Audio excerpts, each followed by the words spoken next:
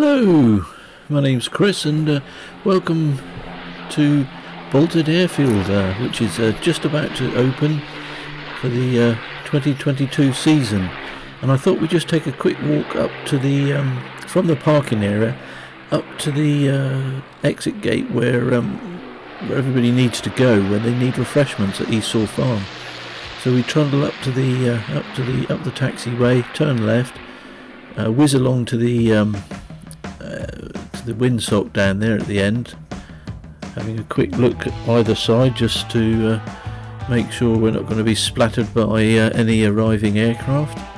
Have a quick look around, check it all out, and beetle on down to the threshold here. This is the threshold of runway 29. We're now blessed with these very fine numbers. After many years of putting up with chalk, we exchanged these for concrete, and they now look, hopefully look the part, and help the unwary pilot to see that they are actually landing on the runway. So we walk up to the windsock through the coded gate, which is 10133. And then we're out onto the footpath down to East Shore Farm, and if you look right, that's the old wartime runway running up there, and look around, straight down there is East Shore Farm, and then just off to the left here is another part of the wartime runway which ran out to the edge of the cliffs. It's a really lovely walk from the airfield. Only takes about 5 minutes. And Mareka and Skulk down at East Shore Farm make the most wonderful homemade cakes. We're just going to beetle back again now to the back down to the hangar, and my mate Dave, Fat Dave, who you haven't probably seen for a while, is going to get the Luscombe out so we can have a fly around and just give you some idea of the different approaches to the airfield, and hopefully, I say hopefully, help if you're flying in to visit us at Head Airfield. We'll wander back down and get hopefully Fat Dave. There he is, my man. He's getting the aircraft ready and opening the doors, working some of the excess weight off, and we'll get the Luscombe out, start it up, and we'll have a fly around, and can show you from above what some of the approaches look like to the airfield. You'll appreciate the speed, the lightning speed that Dave's exercising here to get the aircraft ready. I have to give him a bit of a poke and a prod, but he can motor on a bit when I poke a stick up his backside. He gets a shift on. But it's a lovely day today, and we'll get started, strap the cameras on, and fly up and taxi up to take off, and have a really good look around. Hope you appreciate it, and it's of some help if you're coming in to visit the airfield.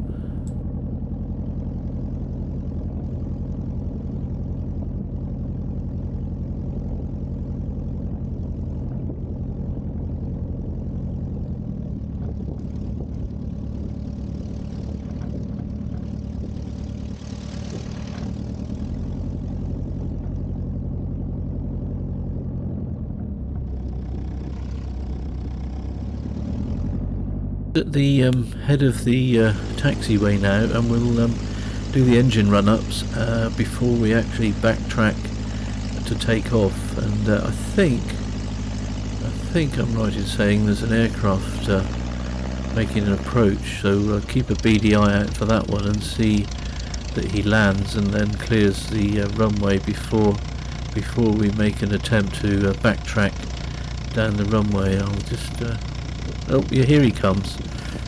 Well, I think it's one of those C-42s that's just landed, and once he's moved off the runway, we'll be able to backtrack and take off on runway 29, which is 290 degrees, and that's a westerly direction out towards Sawmill Cove and Hope Cove, although we'll be making a fairly quick turn to the left as we take off, because to avoid any neighbours, and we often take a hooker sharp left as we take off, fly over the East Saw car park, and then head out towards the cliff edge before we turn left again and then follow the coast down.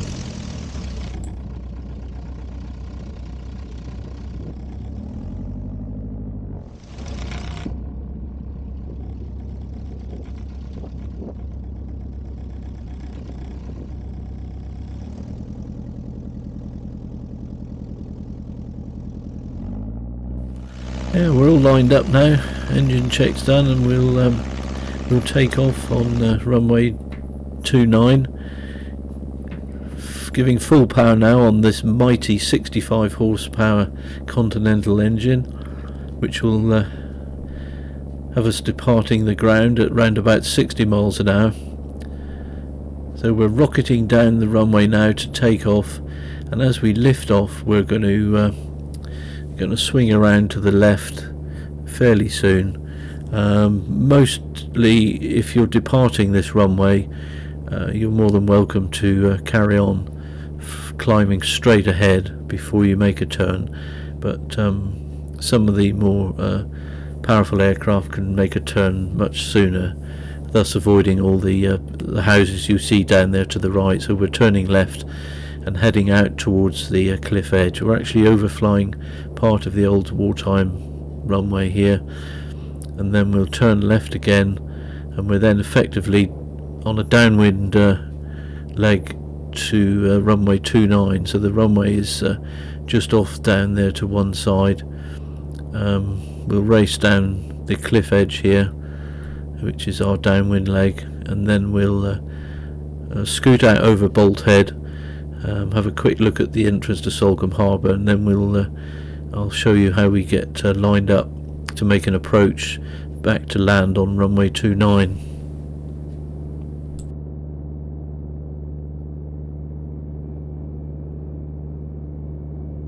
Just coming out over, this is Bolt Head itself, but if you keep a careful eye out, down below is Stairhole Bay, where in 1936 the Hertog Cecile was unfortunately wrecked, and if you look very carefully down in that very clear blue water, green, you can just see the shadow of the base of the hull of this yacht, which is really that's all's left of the wreck now, sadly.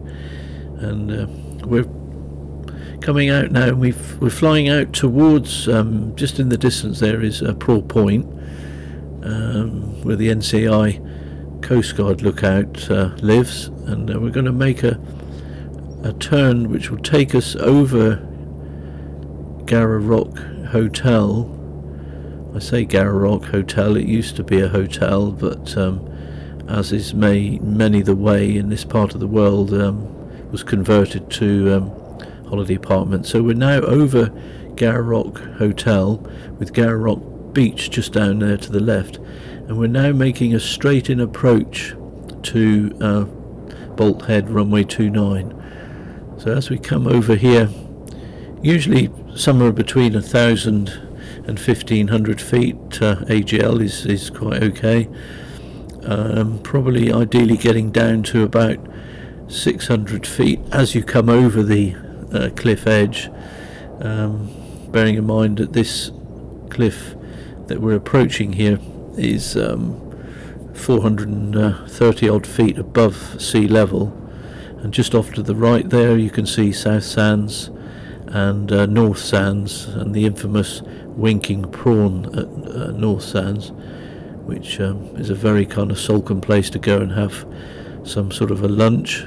But South Sands in between there on the left has got quite a pleasant hotel, and you can pick up the South Sands ferry there, which will take you all the way into Salcombe Town Centre. They were just coming over the cliff now. The Bar Lodge house is just down there to the right, and also down to the right is Overbeck's National Trust house. It's quite a nice view of looking back towards Salcombe. And now we're coming over the we're over the cliff edge, making ready to land. And this down below is the old wartime runway. It used to extend almost out to the cliff edge. So the runway we're going to land on is just slightly to one side of the old wartime runway. As you can see, the bright green strip in front of us, and shortly the numbers will become visible. And just off to the right hand side is the old Cold War bunker, and just to the left is our windsock.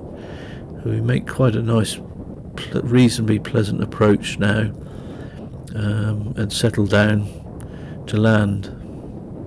It's the runway's around about 600 metres, about 30 metres wide, 600 metres, and quite a reasonable approach at either end.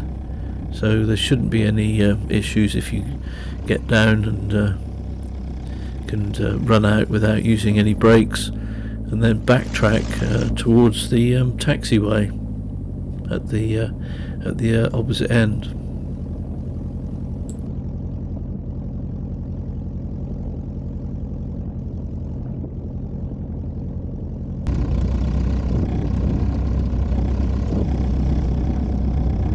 Just here is now we're going to line up and do a departure on runway 11, which is 110 degrees, just off slightly east.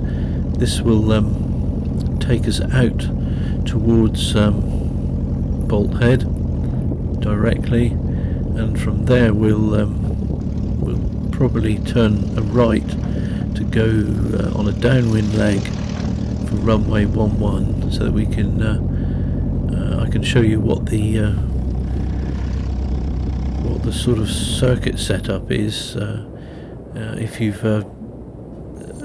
you've departed on 11 and you want to come round to land, or you're making an approach from the east and come downwind, keeping Bolt Head Airfield on your right hand side, just fly down the cliff edge.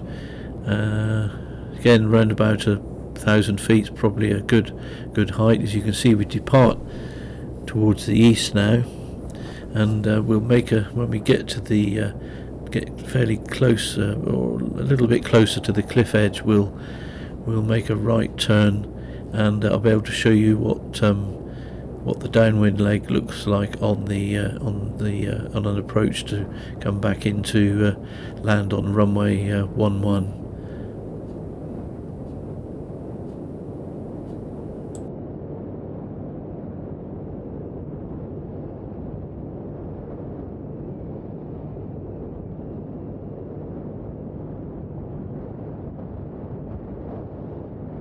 Now we've just flown out to the cliff edge. We've got Salcombe just behind us, Salcombe Harbour, and we're going to follow the cliffs out over Bolt Head itself. And again, looking down below, we're flying out over Stairhole Bay, and then we'll tuck in and make a downwind leg down the seaward side here of the runway. So as we fly down the downwind leg, we'll be able to keep a beady eye out on our right hand side to just check out what the windsocks are doing. We have a windsock, one's at the easterly end and another windsock at the westerly end, and it's quite handy just to have that sort of like a double windsock, which if you miss one, then hopefully you pick up the other one. And we're flying down pretty much down the edge of the cliff, and we'll fly down just before Sawmill Cove Hotel. We can turn in. You're very welcome to carry on a bit further towards Hope Cove if you feel more comfortable, and in which case you would probably turn just before you got to Hope Cove, which will then give you a slightly longer final approach into the runway 11. But on this particular occasion, when I was filming, the cloud base was quite low, so I didn't want to go too far, because when I got to this point it had begun to rain, so the windscreen was getting splattered by spots of rain. And so we're just turning now, just before the Salcombe Cove Hotel, and we're going to line up and make an approach on runway 11, and you'll see just off to the left there some of the barns and some of the other buildings, and the Salcombe Cove Hotel is just behind us. And now I'm just trying to lose a bit of height here in a short space of time, just to make sure I make a half decent approach, half decent landing. Bearing in mind I've had the lowering cloud base behind me, but we make a reasonable landing, and this will bring us down quite safely onto runway 11.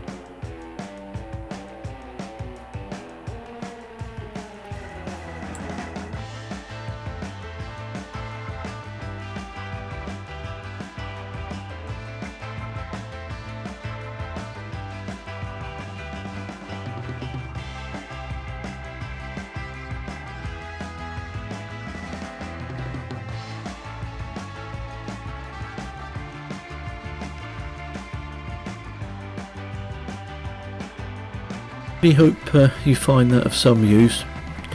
Do give us a ring on our airfield number, and equally, of course, PPR online. If you've got any questions, you can always drop us an email, or as I said, give a quick call, and we're always happy to chat and explain any of the local conditions and so on and so forth. And we really hope you enjoy the visit. We work quite hard to try and keep it all pretty much up to shape, and most people enjoy the visit, and there's lots to see locally. And do come and see us, and you're welcome as well also to camp over. We've got some extra parking around the back, and equally you're welcome to camp around there as well. We've got some very basic facilities with our portaloo, and we have a blue water tank, which is it's quite handy for just washing off an aircraft, or it's not drinking water, so do please bring your own drinking water. Apart from that, take the greatest of care, and we look forward to seeing you when you visit. Do come down to the hangar if you see the doors open. We'd be more than happy to make you a cup of tea and have a chin wag. All the very best. Take care. Cheers.